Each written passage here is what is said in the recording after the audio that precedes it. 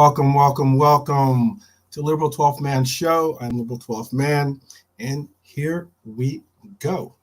We're going to get into this preview of the um, upcoming match on Saturday.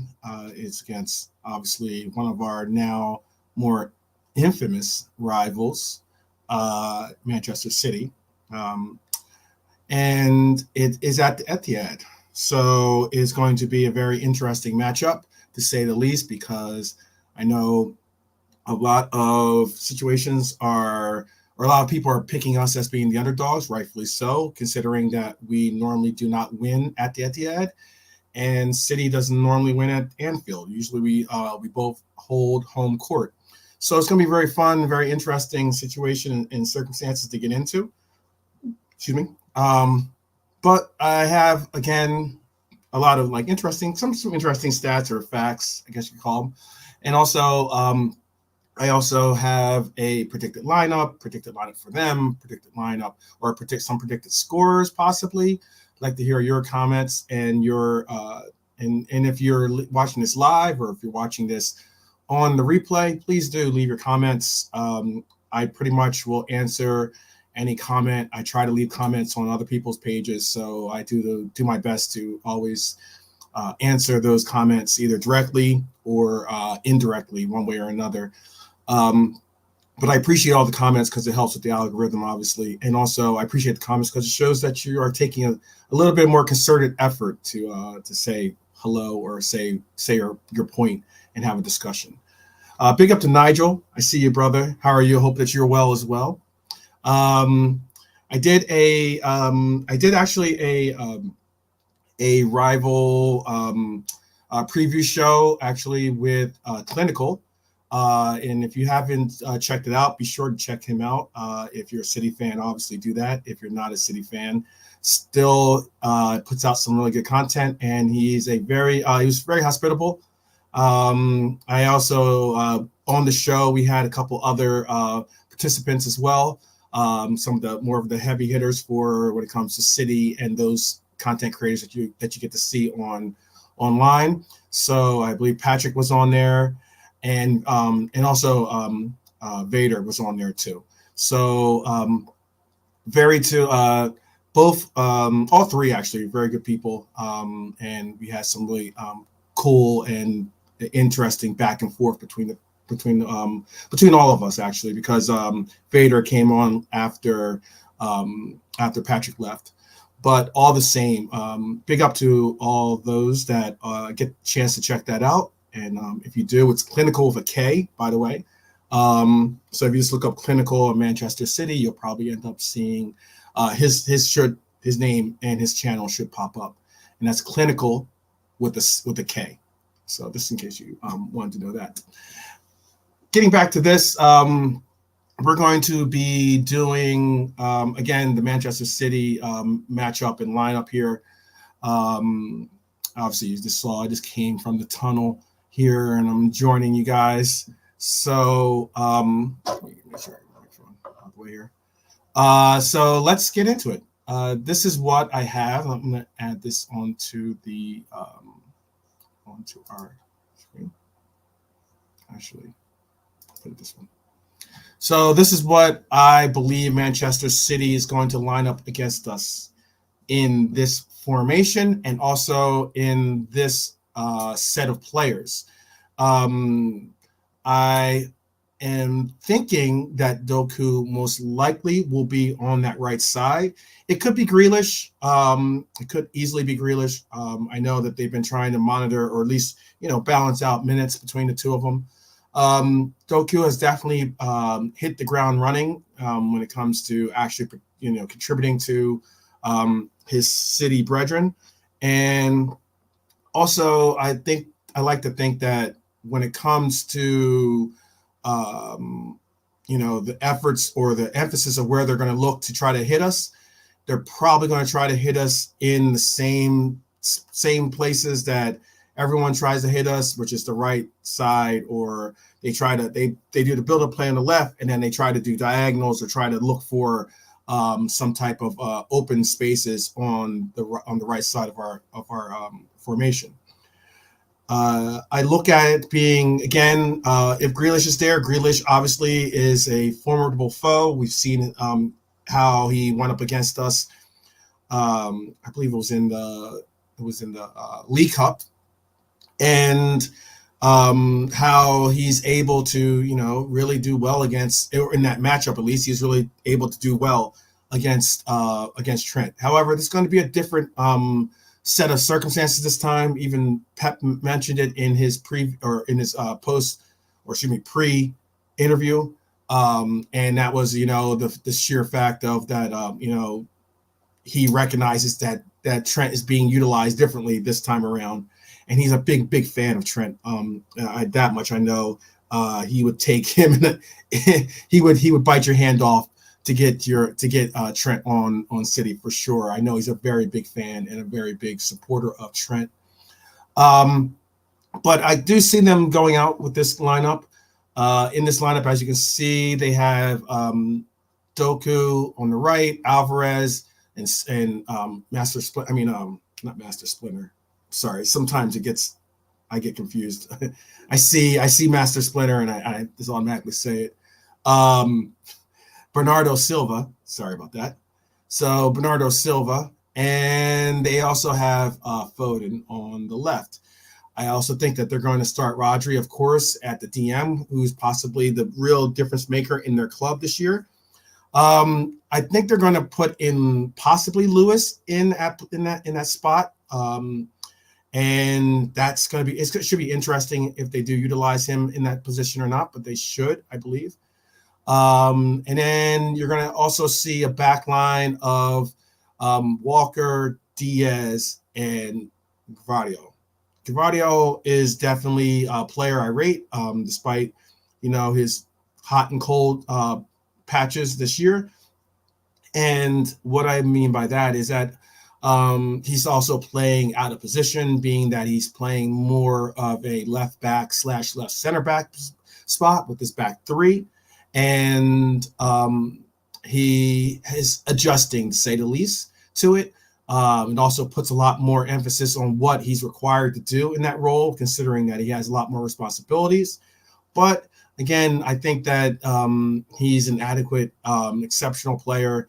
And I also think that their whole team is full of exceptional players. So that's something that I believe is going to be the case. Let's see, what else was I going to say? This will be interesting because Manchester City are going to be looking to beat us. This is something of an interesting statistic. They are aiming to beat us, being Liverpool FC, in consecutive league fixtures. That's consecutive league fixtures. For the first time since a 4-match sequence began between 1935 and 1937. So it's some time since they've been able to basically, have consecutive wins against us. And that is obviously taking it back to the previous matchup that we had against them towards the end of the year, where they definitely handed us a decisive loss to our record. Again, it was at the Ethiad, and it's something that we just have a difficult time doing sometimes, and that is getting results, W's at least, at the Ethiad. What else? Liverpool's only win in their past 14 Premier League games away to City was by a 4-1 in November 2000. So it was 2015 was our last win. And what's very interesting is that our win, they beat us 4-1 in their last win against us. And our last win at the Etihad was 4-1 in November of 2015, which was Jurgen Klopp's first season in charge of our beloved Mighty Reds. The most recent victory that we've had at the Etihad was 2-1. Now, I'm saying our most recent victory at the Etihad was 2-1, and I just mentioned the 4-1 victory in our case, and that's because that was a league game. That was the league game was 2015 that we actually won, and our last win was our win at the Ethiad when we had 2-1. Big up to LFC, Aaron in the house. Appreciate you always showing love. There's some real proper Reds, as I like to put it. Proper Reds are people that understand that it means more being a Liverpool Red supporter, and that means supporting not only the team, the club, but also each other. And we have some proper Reds, as I like to say it. LFC Aaron is definitely a proper Red. He always shows love towards shows love and support towards my channel, towards the various other content creators out there, and that's something that needs to be noted and definitely applauded when given the chance, because I think that's important to do in this time. So appreciate you showing up and showing love, LSC Aaron. And anyone else in the chat, or if you see some replay, I appreciate each and every one of you Reds, the rivals and some of the neutrals, or the neutrals and the rivals as well. Some of you at least are at least nice to me.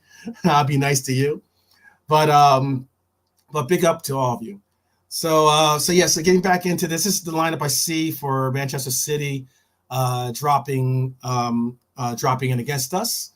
And whereas let's see, this is going to be something of interesting, and I'd love to hear some of your takes on this. And this is a lineup that I kind of see. This is with the available personnel, obviously, and it's something that, and there is one little caveat in here that I wouldn't possibly even change. Again, still the same, but this is what I could possibly see us doing. Now, this again is for our lineup, and for our lineup, I have it where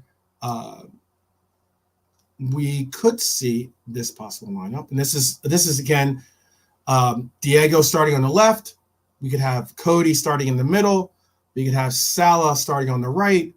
I have Dom starting on the right. I have McAllister starting on the left in those 2-8 roles. I have Endo starting in the DM role, and in the more traditional DM role, that is. I also, where he probably would end up sharing it as a pivot with Trent as an inverted halfback. So therefore, I have Trent starting on the right.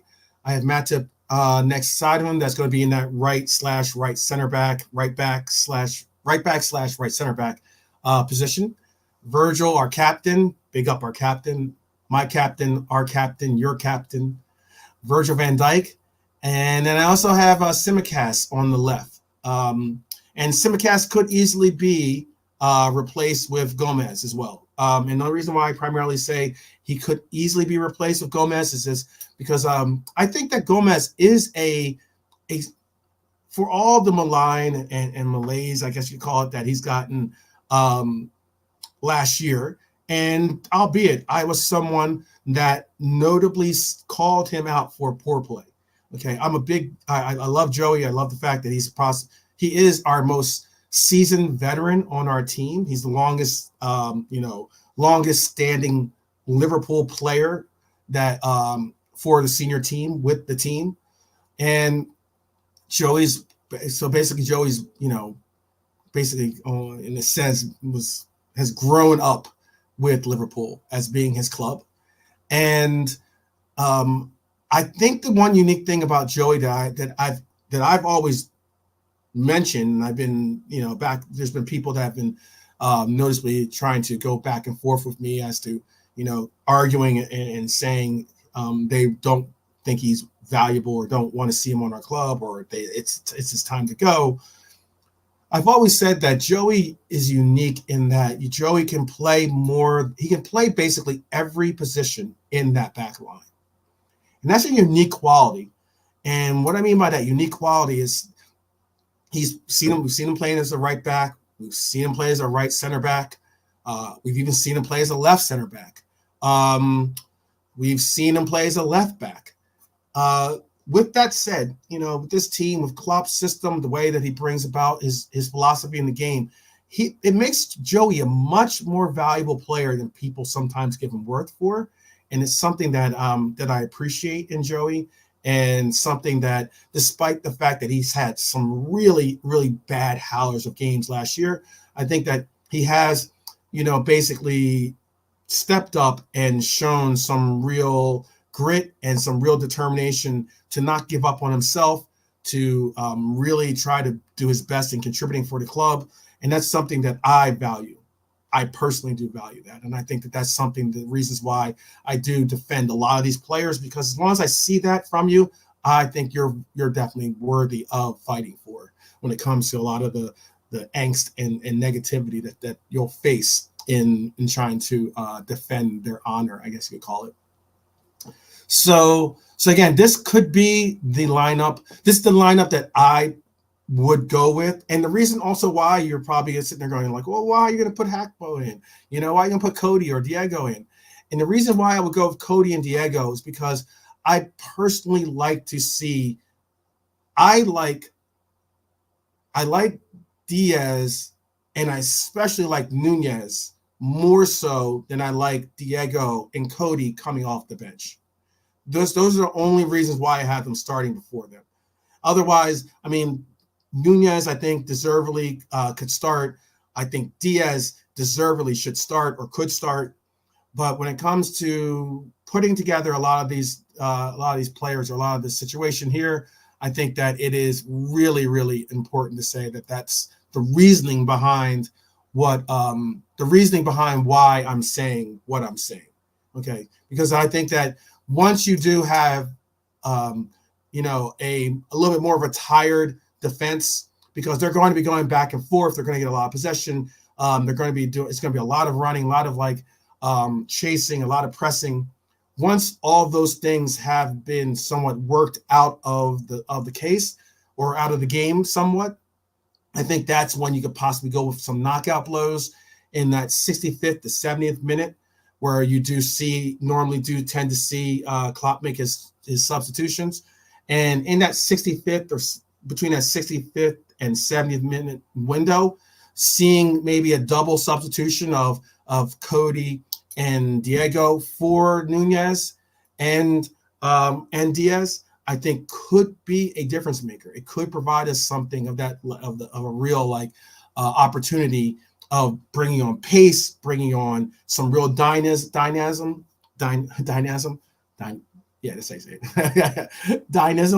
and you could really get to see some individual brilliance from, let's say, Diaz, who captivated a lot of us this weekend with his play for Colombia. Big up to Colombia. And also for Darwin the Invasor. Darwin the Invasor performed exceptionally well, and you could see that possibly in this matchup again, with him providing that late surge on against that back line, and being a possible 3-man back line, really putting a lot of pressure on Diaz, or really putting a lot of pressure on Josko Gvardiol. And that's what I would like to really see, because he's going to gravitate towards that side when he's attacking anyway. So I would like to see those concepts or things. And then again, we also get to see, we would also get to see McAllister in that 8 role that we've all really wanted to see him a little bit further up, a little bit more able to dynamically place his ability to assist and be a part of the press and everything else.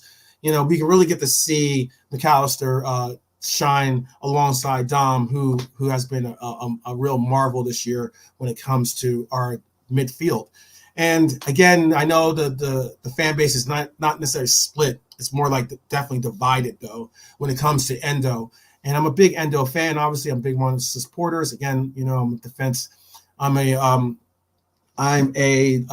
licensed carried Liverpool Defense League member. So yeah, when it comes to Endo, big apple to Wataru San, which is basically just big up. Big up is big up. And I could definitely see that being a little bit more of something that we could utilize with Endo. I don't think that Endo is the best DM in the league. I'm not saying that he's better than Rodri, excuse me, but what or I'm not even saying that he's a better player than McAllister. But what I am saying is I like how Endo, being a more traditional six, he is able to create more stability when it comes to our DM role. And what I mean by stability is he understands the fact that he is going to do, he's going to go out there, get tactical fouls. He's going to go out there and kind of play janitorial roles, which is mop up, messes. He's going to be willing to get involved in aerial duels, despite him not being the tallest person on the pitch. He tends to win a lot of aerial duels because he's willing to put himself into positions where, you have to really go forward and put your head in a place that you might not want to put it into. He's also going to go to ground if necessary. I like that he does. He's willing to do whatever it takes for the club, for the team. And there's no shame in his game when it comes to his determination and hard work. And that's what I love about it. Again, it gets back to that word I mentioned earlier, contributing. If you can contribute positively to this club, I am all about you. I'm all about seeing you on the pitch. So I like it. I like the concept of utilizing Endo in that role. And Endo's role, he understands it's not his role to get there and say, and to try to take on with progressive carries and try to, do highlight reel style passes or anything like that. No, his role is to mop up, to hold down the defensive measures if necessary, if we need an additional defender, and also to not only take on players, but also to pass the ball quickly and precisely, short, easy, quick passes to our playmakers, whether it be Trent, who might be in that pivot role next to him. Basically, I like the fact that Endo can and could be utilized in that fab or that Hendo role of assisting in the defensive measures with Trent and with that right side specifically. So I would like to see that. Now, are we going to see that? Are we going to see this lineup? Most likely, no. Most likely, I don't think so. Because, when it comes to trying to depict or figure out what lineups Klopp is going to use, I heard this term earlier as when it comes to Pep. They call it Pep roulette. Maybe this could be Klopp roulette, okay? Because roulette, because you never know. Or how about we just call it, so I don't steal their term, how about I say Klopp bingo, because you don't really know what you're going to get with, with the lineups. It's more like you get your bingo card and you're hopefully you get your get who you want to be in on that card. But most likely, I think that we're going to see I think we're going to see something more on the lines of this being Diaz, Nunez, Salah up front, Jones, McAllister, Dom in the middle, Tsimikas, our captain Virgil van Dijk, Matip, and Trent, being that I believe Konate is still working through a knock that he sustained. So I think that most likely you won't see him in this role or in this game possibly. And if that's the case, then you most likely will see a Matip. But you never know. Maybe we see Gomez for the lack of why, or for the reasoning earlier that I stated, which is, he's a comparable player to play both right back. He's obviously a right center back. He was one of Virgil's original, partners when it came to the center back position. He still got the pace. Big up John Conway. Appreciate you chiming in and showing love. John Conway, again, another one of those proper Reds that always shows love and support to his fellow Reds. That's all I ask for when it comes to being in my classification of proper Red. It has nothing to do with top Red or bottom Red or any of those stupid terms. A proper Red is someone that shows support for other Reds. And that's because we all walk together on this path, and you understand that you'll never walk alone. So big up to John Conway. I appreciate it. Back to what I was saying, however, is this is the lineup I could honestly and could honestly see. And again, there could be Joel Matip or even Simicast could be the odd man out in this lineup. All things considered, because of what I said about the Joey Gomez comment. And obviously, we're going to have Alisson be our keeper. I mean, it's going to be a very interesting matchup because it's going to be the battle of Brazilian keepers in this match, most likely. I don't know if I mentioned Ederson in the other clip, but all the same, yeah, it's going to be a battle of Brazilian matchup, Brazilian keepers matchup, and it's just going to be who is the better Brazilian keeper. And I'd like to think that we have the better Brazilian keeper in our team. So I could honestly, and this is just me being honest, I could honestly see this being the case. Here's some fun little stats and stuff to chime around. If you go to your pub, your local pub or supporter pub, which is where I won't be, most likely I won't be, or actually, you know what? This weekend, I'll say this again. I am going to be most likely participating in my supporter club, which is let me just make sure, Crown Public House, which is back here in Phoenix. Big up to Crown Public House.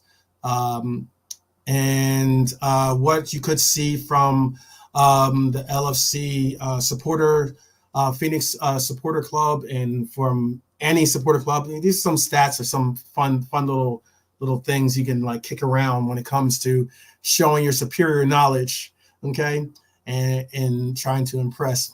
Maybe there's a lady or a gentleman, whichever is your preference, and you want to impress them. So this is the 24th consecutive home win in all competitions for Manchester City, or a 24th consecutive home win in all competitions for Man City would equal the record by any English top flight club set by Sunderland between 1890 and 1892. That would be a huge accomplishment for them. The last visiting team to avoid defeat away to City was Liverpool's our Liverpool's neighbor, or Liverpool FC's neighbor, Everton, in that they got a 1-1 draw at the Ethiad with a December 31st matchup. I think it was a New Year's matchup, 2022 New Year's matchup. They got it against Everton, which is surprising. Surprised a lot of people, I'm sure. City are also vying to equal a club record by scoring at least 3 times in six successive league and cup matches. That would be an accomplishment for them. Erling Haaland is one short of 50 Premier League goals, which is an accomplishment for himself.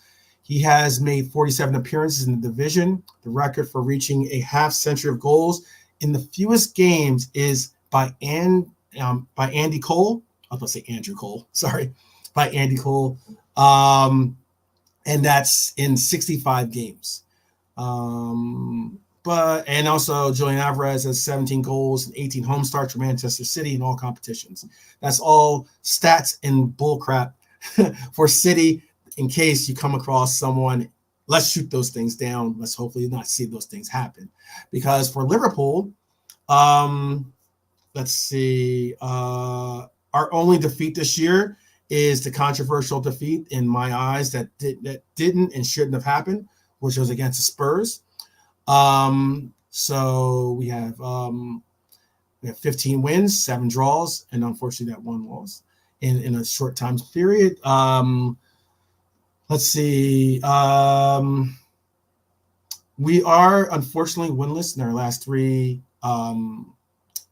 top flight away matches, and we haven't managed to keep a clean sheet in any of those matches. Seeing a total of 12 goals. But I do say this, there is a big but. And no, my name is not Sim Mix-a-Lot. I definitely understand that Mohamed Salah is only 1 goal shy of 150 Premier League goals. and that's including 2 for Chelsea. So while a brace would mean him the 5th player to score 200 goals, it would be also for Liverpool in all competitions. So if he got 2 goals in this match, he'll be a player for us that have reached 200 goals for Liverpool in all competitions, and he'll have had 151. Then technically 151, but just 1 goal gets him 150 Premier League goals. That is an incredible accomplishment for our king of Egypt, our Egyptian king, Mohamed Salah. So it's something that I really, really look forward to seeing is how that all happens. And what's unique about that is, you know what? Darwin Núñez has 9 assists for Liverpool this year. And what's very unique about that in league and cup competitions is obvious, all competitions. And all 9 have been to, guess it, wait for it. That's right, Mo Salah, which is pretty impressive. 9 assists for our number 9. It's pretty cool. Definitely pretty cool. So yeah, I already went into the BS about some of the City stats that I don't care to see or hear about happening. Let's get into who's out, who's in. For City, Erling Haaland, I know, suffered somewhat of a knock while on international duty. I know there's been a question mark as people are wondering if he's going to play. Trust me, he will play. I think that's a pretty safe bet. And Ederson also picked up a little bit of a knock in Man City's draw versus Chelsea. It's the reason why you didn't see him. Play out that entire game. However, he also missed a lot of the World Cup qualifying games, and to get back into condition for this game, especially.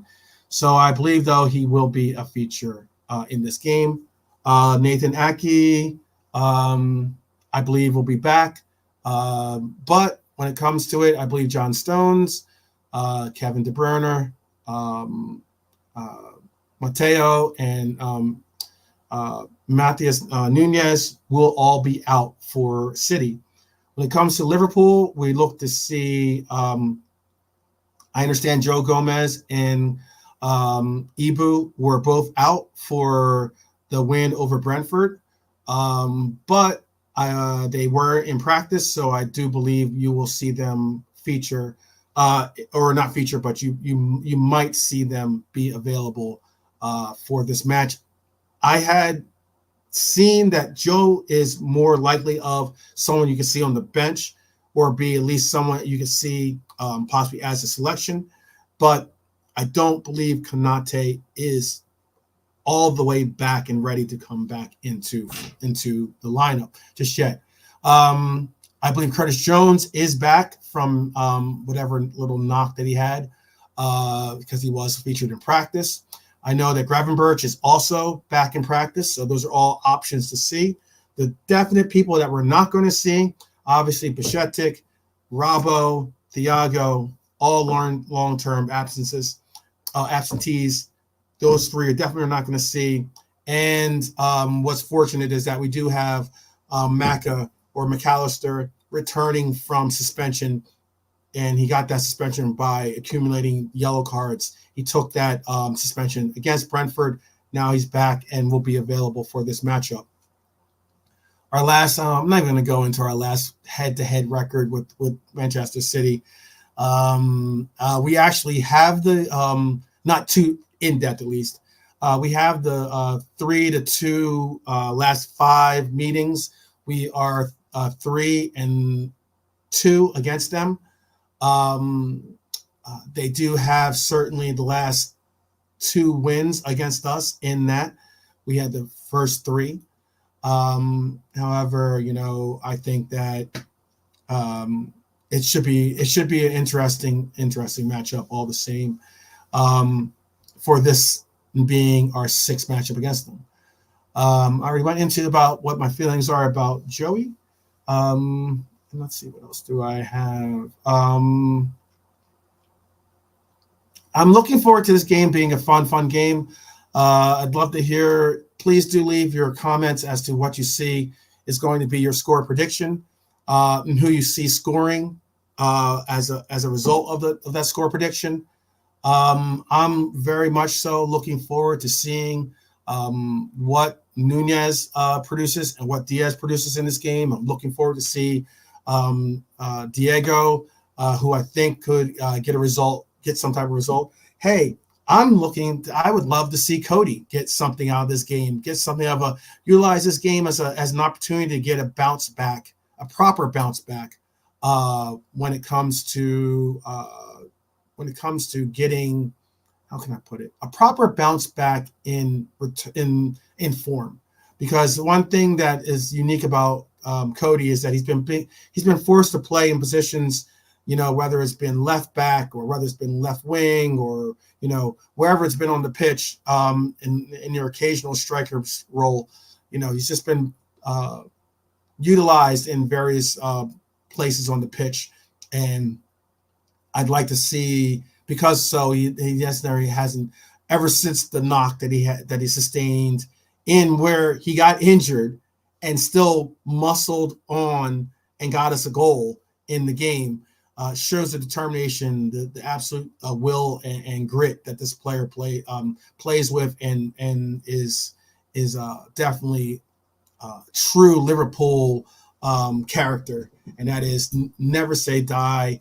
The whole fight concept, and that's one thing I love about our front line, is that we have players that, whether on the front line or whether on the bench or whether a concerted starter, they all fight to the end, and that's something I love about this team.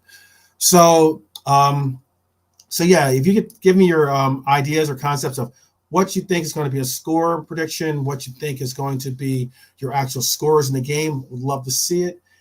Please leave that in the comments section after the video and everything else. And yeah, I hope to see some real inclusion in our scores this weekend. I know I just spoke of Diego and Cody, who I could easily see scoring a goal apiece. I also could see the same for two players that are very much so in form, at least when it comes to their international play. Diaz and Nunez, who both scored over the break. I hope that they can continue to, distribute or display that form and create something for us this weekend. And yeah, my score prediction is, I had 3-2 on the earlier broadcast. I can see a 3-2 score. It should be very interesting. I don't know. I'm trying to think of what I would put down, because I don't have anything is solid in, hey, let's take this money and go make a bet on it. Because I could easily see us winning either 1-0 or us winning 3-1 or maybe 3-2. But if we get a shutout or clean sheet, I'd look more so as it being a 1-0 if we can manage a clean sheet, which will be very, very incredible for us. And it's primarily because we just don't win at the Ethiad. We have one, but it's not an occurrence that happens too often. And also, I could also see us, it being a fun matchup, a really fun and enjoyable matchup. It's unfortunate this is a noonday kickoff that is unfortunately a lot for not just us, but for most teams that play in that 12:30 or that noonday kickoff. It hasn't been the most enjoyable of matchups or games that we've seen as a result, especially those that came after the international break. But again, I look at maybe 3-1 or a 3-2 score, something along those lines. And if we do get a clean sheet, I'm looking at a 1-0 clean sheet. So those are probably the three goals.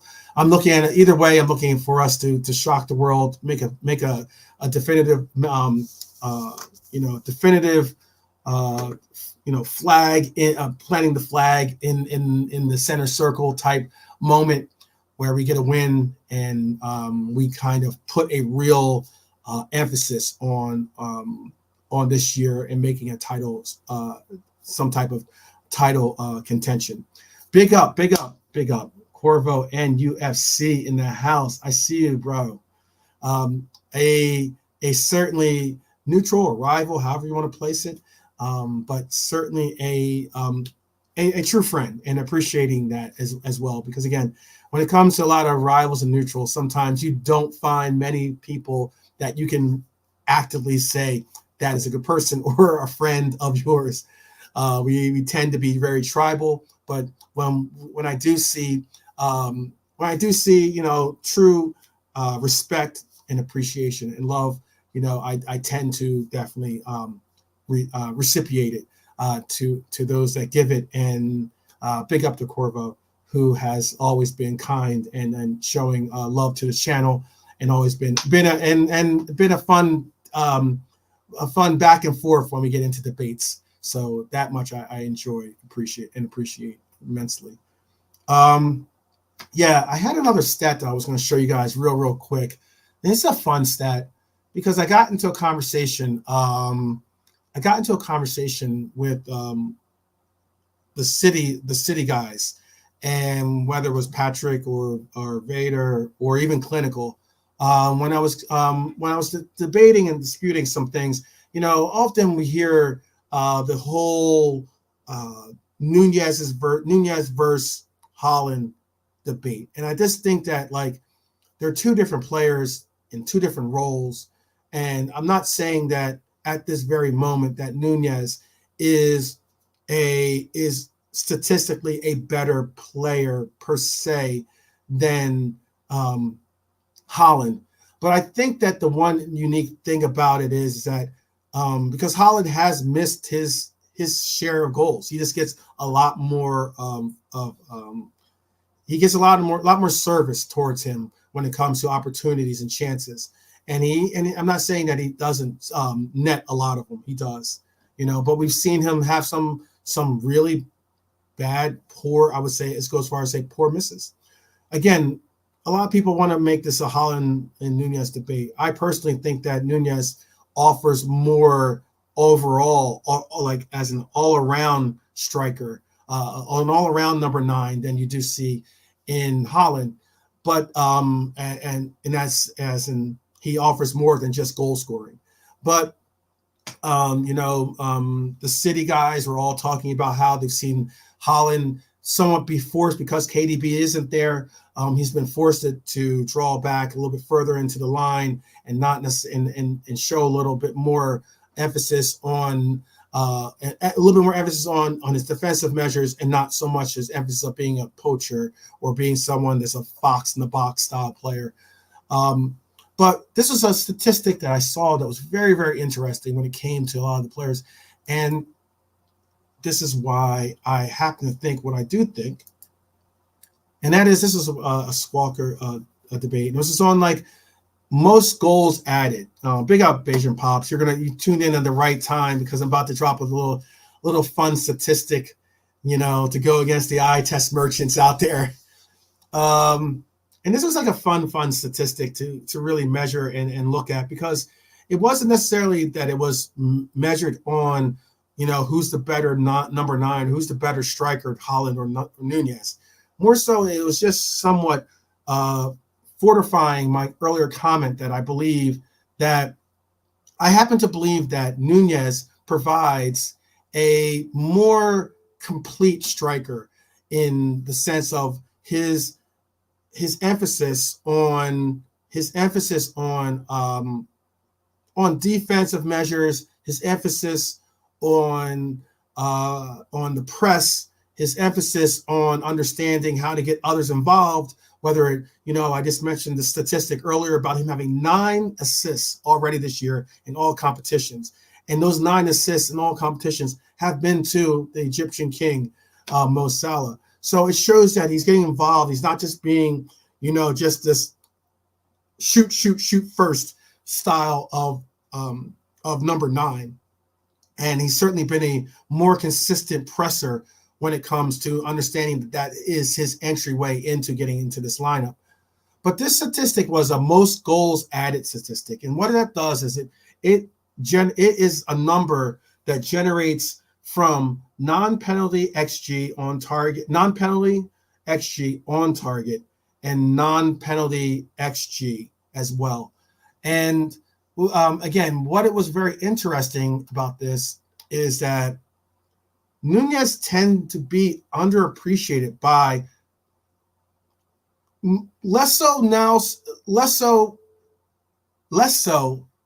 by fans that carry that LFC on their heart, and more so, I would say, you tend to see it from rivals, expected somewhat, well, more so from rivals and neutrals, but all the same, you tend to see these things. And this is just an interesting statistic because, again, this is something, and let me make sure I explain it correctly.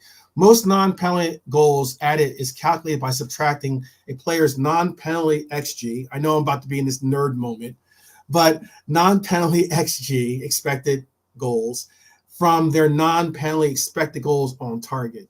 So basically, non-penalty expected goals measures the quality of a shot based on variables such as an assist type, shot angle, distance from goal, whether it was a headed shot, whether it was defined as a big chance. Because you see all these stats, you get to hear a lot about all these statistics when a lot of people bring up statistics versus the eye test merchants out there. A big chance, obviously, situation where a player should reasonably score from the expected opportunity.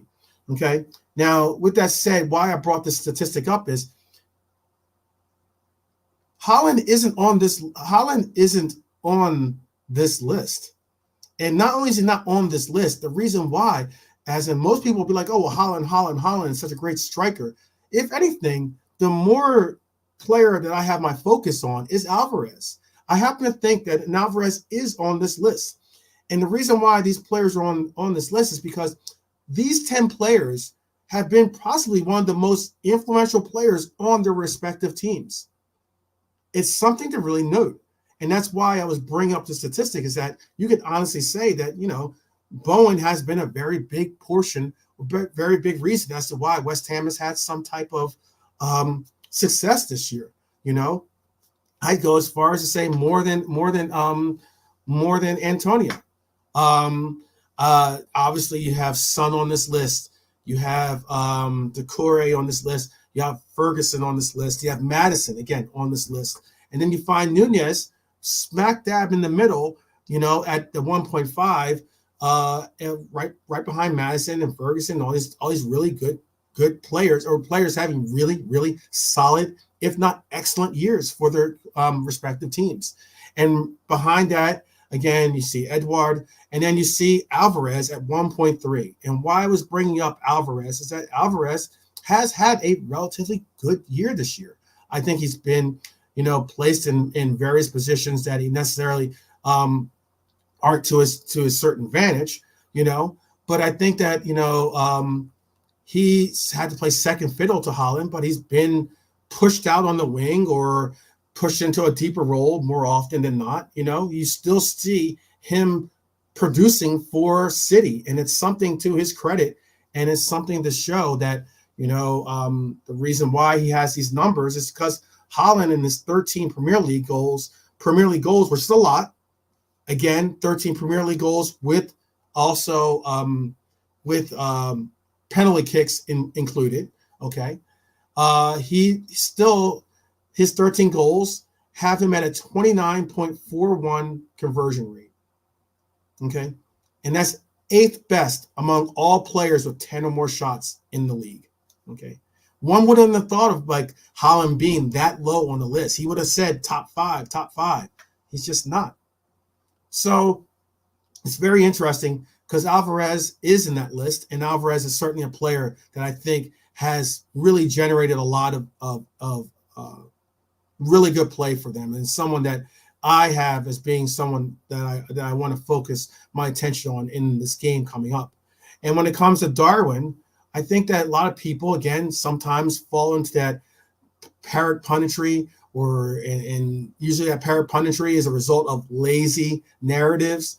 And those lazy narratives that these parrot pundits send to spill out, whether it's Trent can't defend or, Nunez isn't clinical enough. Or Nunez misses a lot of shots. Look, I can say this. Nunez has been very important for our team this year. I don't want to see him miss shots, obviously, but I want to see him keep taking the shots. And that's the unique thing about Nunez, is that Nunez comes out with a very persistent mindset, in that he has that Mamba style mentality, or that fall down 7 times, that Dwayne Wade fall down 7 times, get up 8 times mentality. It's that concept of you forget about your last miss and concentrate on your next make, and you always think that next shot is going to be your next goal.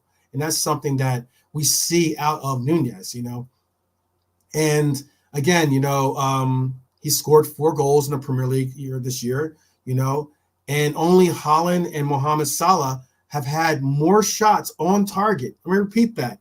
Let me repeat this for those in the back, okay? Just in case, when you come up against someone, again, I always like to empower my Mighty Reds army with statistics to punch the lazy narratives and the parrot punditry in the face. Let me repeat this. Nunez, this season, it only surpassed by Haaland and Mohamed Salah with more shots on target. More shots on target than Nunez.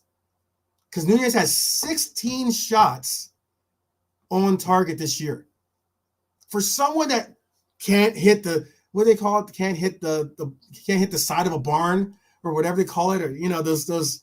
I'm not always great at those puns or whimsical terms, but for someone who is unable to be consistent or be able to be someone that can be precise or have shots on target, to say that Nunez has 16 shots on target this year, that says something. And to be only surpassed by Nunez, and again, let me say this again, to only be trailing behind, obviously, Haaland, but to be also trailing behind Salah, who is your teammate, says something there alone. Okay. I say he's underappreciated by a lot of fans and supporters. A little bit less so now, because they're starting to wake up to understand the fact that this guy's a dynamic player and he brings so much to the fold, But again, his ability to hit the target is better than a lot of people put on. And that's why I call it lazy punditry, lazy narratives, parrot punditry, lazy narratives out there, and you're going to hear it. What's the over under? Probably like 3 times in this matchup is probably how many times you'll hear the commentators say that throwaway line. Okay. Whether it's about Trent and his defense, or whether it's about Nunez and his precision, or his ability to hit the target. Okay. So I just think it's funny though, when you look at it, because Nunez has shown he knows how to hit the target, and particularly where on the target to hit, because he is ranking 6th in the Premier League right now for non-penalty XG on target. Let me repeat that. Not XG in the sense of, expected goals and a shot went wide or shot went over the bar. He is ranked 6th in the Premier League right now for non-penalty X goals on target. And with 5 goals in the last 4 games for Uruguay, I think there's some really good signs that we could possibly see a goal from him come tomorrow. And I hope that's the case. I really do hope that's the case. But again, that's just some statistics out there. I know people are like, the eye test merchants. I'm sure I'll get I'll get hit with, oh, that's just not the case and everything else and blah, blah, blah, blah, blah. It is what it is. It is what it is. Let me put up this because I see Beijing Pops from Beijing Reds TV, Beijing Pops LFC is a part of the Beijing Reds crew, and he's someone that I very much highly appreciate his contributions in dialogues and discussions, but also primarily because he's not only got a sultry voice, one of those like made for radio, voices and everything else. He also does have an extremely immense knowledge of the game, and I like it, even though sometimes we go head to head against our opinions and our takes. I like the fact that quite often we do share some opinions, and we do also enlighten each other. I believe. I think that we definitely enlighten each other with some of our concepts and our takes, and that's the important thing, is that a wise man isn't always the one that talks so much. He's more so the one that listens, and I enjoy listening to Beijing Pops and his opinions, and a lot of the Beijing Reds crew have very, very similar characteristics in that pretense. So big up to Beijing Reds TV, and big up to Beijing Pops. Beijing Pops was saying this as well. Beijing Pops says he needs the bag now. Tough man. Forget the stats. Show them all by hitting them nets. I feel you, brother. I feel you. I like to think that we're going to see something equate to it. I think that as long as he can get this, the big, because this is a big spotlight game, as long as we can see that happen, I think we're going to see the best out of Nunez. But I think Nunez is prepared for those cases. Look, he's always a lot easier. It's always a lot easier when you're with your brethren in that you're with your home country. When you're doing international, it's like that. And Beijing Pops, and maybe you can understand this point as well. It's why I personally thought that you always got to see the better Pogba when he was with France than you did when he was with United, or even when he was with Juventus.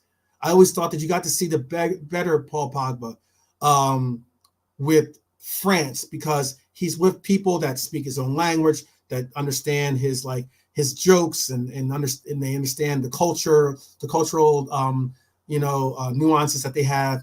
And also that you get a chance and an opportunity to where you see players just feel comfortable, and it's the reason why we saw this weekend we got to see Uruguay beat Argentina, something that you don't see them do too often.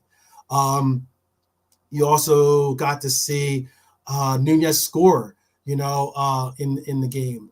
You got to see it's very similar to these big games that we're seeing, if anything, from whether it's club or whether it's for country, these players that adorn the LFC badge for our team and then go on to play for their international clubs, whether as captains or just as individuals, we get to see them really perform at high levels and really understand what it takes to be a top performer in games that tend to be big, big games that we emphasize. So we're going to round up here because I know we're coming in on the hour mark. I just thought this was a fun fact, some fun statistics. Take this for what it's worth, but hey, you know what?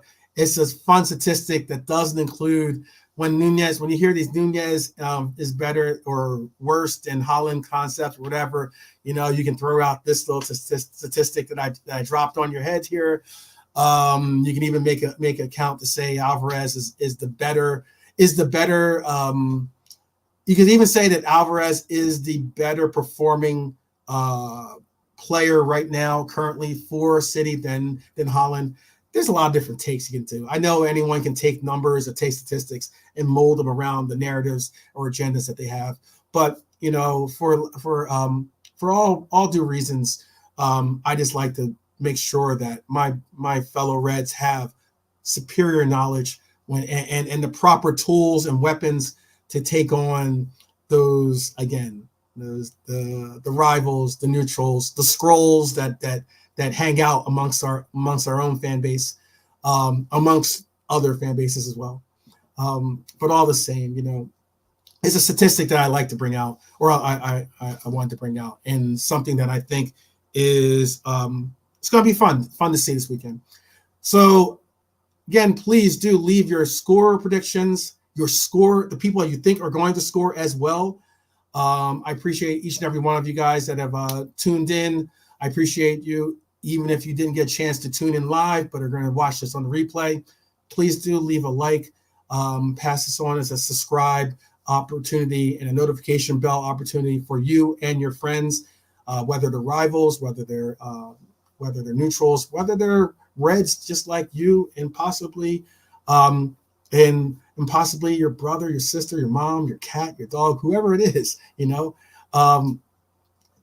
I really would like to see that this continues to grow and we continue to support each other. So again, thank you for showing the love and support. Big up the Reds, of course. Let's get a win this weekend. Let's really put a real emphasis and stamp that we're going to make a contention for what I've been quoted as being the Europa Quad, or for the Mighty Four. And appreciate each and every one of you. So I will see you all very, very soon. And let's just all continue to take care of each other, take care of yourself, most certainly, so you can take care of each other. And as always, big up the Reds. You'll never walk alone. And since I think I'm going to give you a quick little shout right here for those that like to deem me as being somewhat of a romantic.